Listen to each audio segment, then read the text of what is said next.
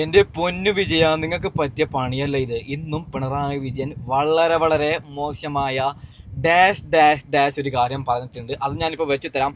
അതിനു മുമ്പ് നടുക്കുന്ന ഞെട്ടിക്കുന്ന ഒരു ഫോൺ സംഭാഷണമുണ്ട്.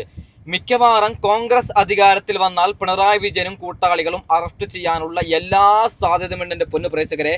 അതായത് 2018 പ്രളയം വന്ന സമയത്ത് ആ പ്രളയമുണ്ടാക്കിയത് വലിയൊരു ഗൂഢാലോചനയുടെ ഭാഗമായിട്ടാണ്, പൈസ മുക്കാൻ വേണ്ടിയിട്ടാണെന്ന് പറയുന്ന നടുക്കുന്ന ഞെട്ടിക്കുന്ന CPM-ന്റെ മുതിർന്ന നേതാവ് സംസാരിക്കുന്ന ഒരു നടുക്കുന്ന ഫോൺ സംഭാഷണമുണ്ട്. പൊന്നു പ്രേക്ഷകർ ഓരോരുത്തരും, നിങ്ങൾക്ക് കേരളത്തെ ഇഷ്ടമുള്ളവരാണെങ്കിൽ നിങ്ങൾ ഓരോരുത്തരും ആ ഒരു ഫോൺ സംഭാഷണം കേൾക്കണം. അത് വെച്ച് തരാം. അതിനു മുമ്പ് ഇന്നത്തെ പിണറായി വിജയൻ കാണിച്ച വൃത്തികേട് നമുക്കൊന്ന് കണ്ടു നോക്കണ്ടേ. അതായത് രേവന്ത് റെഡ്ഡി കഴിഞ്ഞ ദിവസം പിണറായി വിജയനെ കുറിച്ചിട്ട് കുറച്ച് കാര്യങ്ങൾ പറഞ്ഞു. അതിന് പിണറായി വിജയൻ കൊടുത്ത മറുപടി കേട്ടാൽ നിങ്ങൾ ഞെട്ടും. ആദ്യം രേവന്ത് റെഡ്ഡി എന്താണ് പറഞ്ഞത് അത് നമുക്ക് ജസ്റ്റ് ഒന്ന് കേട്ട് നോക്കാം. I wanted to tell only one. Ni po mone Dinesha. Ni po mone Vijayan. Ni po mone Vijayan. Your time is over. Your expiry date is over. You don't have any time to continue. Pinarayi Vijayan expiry date is over. Now UDF time is come. We are going to administrate the state. We are going to develop Kerala. Thank you. Revanth Reddy പറഞ്ഞതിൽ എന്ത് തെറ്റാണ് പൊന്നു മനുഷ്യന്മാരുള്ളത്?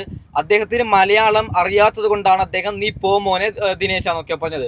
അതായത് അദ്ദേഹം വിചാരിച്ചു നമ്മളിപ്പോൾ ഹിന്ദി സംസാരിക്കുമ്പോൾ നമുക്ക് ഹിന്ദിക്കാരെങ്ങനെ സംസാരിക്കുന്നു അങ്ങനെയൊന്നും അറിയുന്നില്ലല്ലോ, ചെറിയ ഡിഫറൻറ്റ് ഉണ്ടല്ലോ. അതുപോലെ അദ്ദേഹം പറഞ്ഞു നീ പോനെ ദിനേശ. അതിനുശേഷം എക്സ്പയർ ആവുന്നുണ്ട് പിണറായി വിജയൻ. അതായത് പിണറായി വിജയൻ നാളെ ചാവൂ എന്നല്ല പറഞ്ഞത്, പിണറായി വിജയന്റെ ഭരണം എക്സ്പയർ ആവുമെന്നാണ് ഇദ്ദേഹം പറഞ്ഞത്. ഇതിൽ എന്ത് തെറ്റാണ് മിസ്റ്റർ പിണറായി വിജയൻ ഇദ്ദേഹത്തിന് കൊടുത്ത മറുപടി നിങ്ങൾ കേൾക്കണം. അതിനു മുമ്പ് പൊന്നു പ്രേക്ഷകരെ ലൈക്ക് ചെയ്യണം, സബ്സ്ക്രൈബ് ചെയ്യണം, എന്തെങ്കിലും ഒരു കമന്റ് ചെയ്യണം. ഓക്കെ, നമുക്ക് നോക്കാം. പിണറായി വിജയൻ മറ്റേ ഡാഷ് വിളിച്ചിട്ട് കുറച്ച് കാര്യങ്ങൾ പറയുന്നുണ്ട്.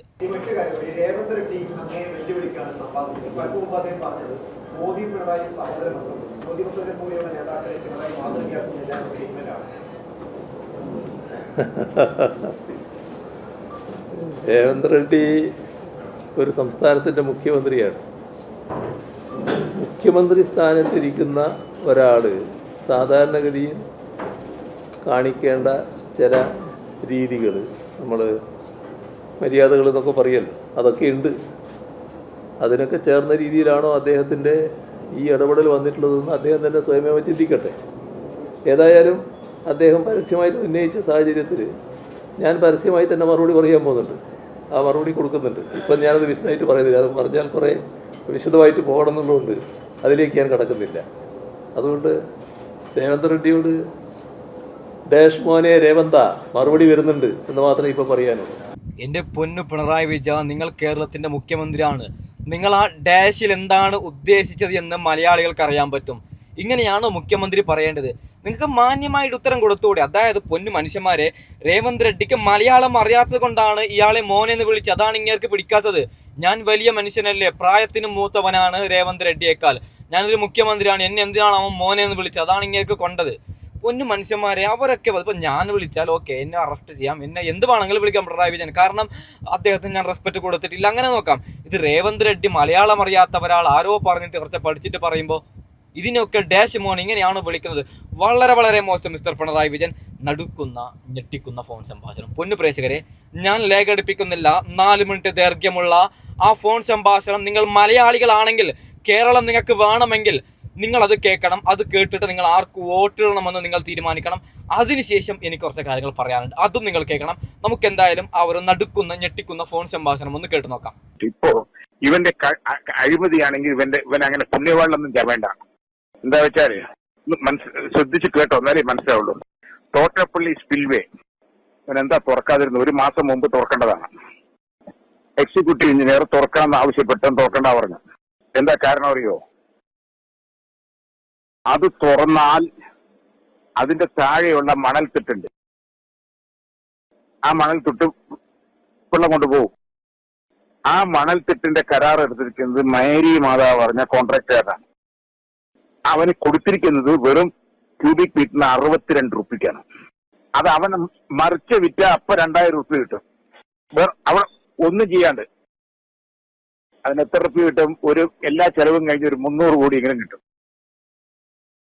500 കോടിന് വിൽക്കും, 300 കോടിന് കിട്ടും. അവന് വേണ്ടിയാണ് തുറക്കാണ്ടായത്. അതാണ് നിന്റെ ജോഷി പറഞ്ഞ ചീഫ് എഞ്ചിനീയറും നമ്മുടെ കളിച്ചിരിക്കുന്ന ജോർജ് തോമസിന്റെ പെങ്ങളും മാത്യുട്ടിയും കൂടി ഇരുന്ന് ആലോചിച്ചിട്ടാണ് അപ്പണിയൊക്കെ ചെയ്തത്. അഴിമതി നടന്നു. അവന്റെ പുണ്യവാനൊക്കെ ഉണ്ടല്ലോ. ഒന്ന്. രണ്ടാമത്തത്, ഇനി അവൻ അങ്ങനെ പുണ്യവാനൊന്നും ചവേണ്ട. അവിടെ മണിയാറ് പറഞ്ഞ പ്രോജക്റ്റ് ഉണ്ട് അവിടെ പമ്പയുടെ മുകളില്. അത് ഇറിഗേഷന്റെ പ്രോജക്റ്റാണ്. അതിന്റെ മുകളിൽ 2 ഇലക്ട്രിസിറ്റിയുടെ പ്രോജക്റ്റ് ഉണ്ട്. ആ പ്രോജക്റ്റിൽ കറണ്ട് എടുക്കുന്നത് പ്രൈവറ്റ് കമ്പനിയാണ്, കാർബണാണ്. ഒന്ന്. വേറെ 2 സ്വകാര്യ തമിഴന്മാരുമാണ് എടുക്കുന്നത്. ഈ മണിയാറ് വെള്ളം നിറയ്ക്കലേ ഇല്ല എപ്പോഴും. എന്താ വെച്ചാൽ പെൻസ്റ്റോക്ക് പൈപ്പ് കൂടെ മുകളിൽ കൃത്യമായി ഒഴുകി വരുന്നു, ഇവിടെയും ഒഴുകി വരുന്നു എടുക്കുകയാണ്. ഇപ്രാവശ്യം എന്താ വെച്ചാൽ ഈ കരാറുകാരന് വേണ്ടി ആ വെള്ളത്തിനെ നിറച്ചപ്പോ അവിടെ നിറയ്ക്കാനേ പാടില്ല. അവിടെ ഷട്ടറിട്ട് നിറച്ചപ്പോ ഗതികേട്ടിന് എന്ത് അറിയോ, ഒരു മരം വന്ന് പുഴങ്ങി അതിന്റെ ഉള്ളിൽ ക്രോസ് ആയി കിടന്നു. അത് വലിക്കാൻ പറ്റണ്ടായി. അപ്പോ അവരെത്ര ലാഭം കിട്ടി?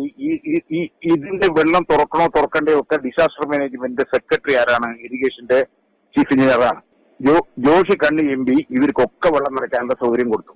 ആ വെള്ളം നിറച്ചു കൊടുത്ത് 8 കോടി ഉറുപ്പിയാണ് അവർക്ക് ഇലക്ട്രിസിറ്റി ഉണ്ടാക്കിയത് പുതുതായി പ്രൈവറ്റ് കമ്പനിക്ക്. എന്നിട്ട് വെള്ളം ഓവറായി വന്നപ്പോ അടിയിലെ സ്ലൂയിസ് തുറന്നതാണ് ചെങ്ങന്നൂരും ഇവിടെ എല്ലാം നശിക്കാൻ കാരണം.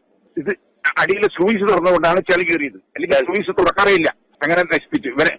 അത് കാർപ്പോറേറ്റിൽ നിന്ന് കാശാർക്ക് കിട്ടി. മൂന്നാമത്തെ കേസ് കിട്ടിയ പറമ്പിക്കുളം തൂണക്കളവ് ഷോളയാറ് ഇതൊക്കെ നമ്മളാണ് ഇറിഗേഷന്റെ ഇപ്രാവശ്യത്തെ ചെയർമാൻ. ഒരു കൊല്ലം നമ്മളും ഒരു കൊല്ലം അവരുമാണ്. തമിഴ്നാട് ഒരു കൊല്ലം നമ്മൾ ഒരു കൊല്ലം. ഇക്കൊല്ലം നമ്മളാണ്, ജോഷിയാണ് ചെയർമാൻ. വെള്ളം എപ്പോ തുറക്കണ്ട തീരുമാനിക്കേണ്ടത് ജോഷിയാണ്.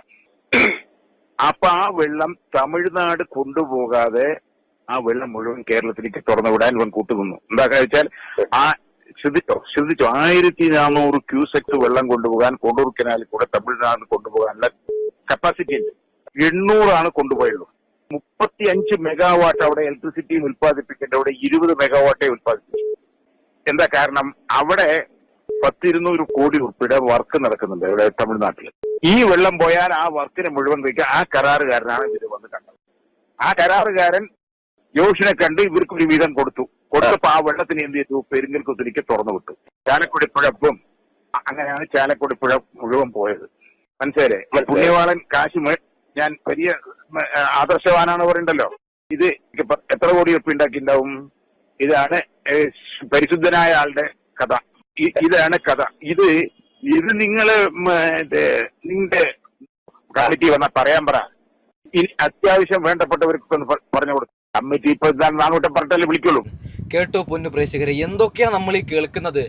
സത്യം പറഞ്ഞാൽ അത്യാവശ്യമാണ് കോൺഗ്രസ് അധികാരത്തിൽ വരേണ്ടത്. കോൺഗ്രസ് അധികാരത്തിൽ വന്നു കഴിഞ്ഞാൽ ഇതിനൊക്കെ ചോദ്യം ചെയ്യണമെന്ന് കോൺഗ്രസ്സുകാരോട് ഞാൻ പറയാം.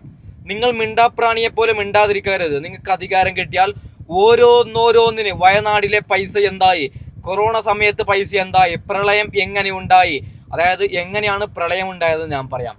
നമ്മൾ വിചാരിച്ചത് നല്ല മഴ വന്നിട്ട് അങ്ങനെ നല്ല സെറ്റ് തുറന്നിട്ടാണ് വെള്ളം വന്നത്. അത് എല്ലാവർക്കും അറിയാൻ പറ്റും. മറ്റേ 2018 പടം കണ്ട് എല്ലാവർക്കും അറിയാൻ പറ്റും. ഓക്കെ, അതിന്റെ കഥ ഞാൻ ആ കഥ പറയുന്നില്ല.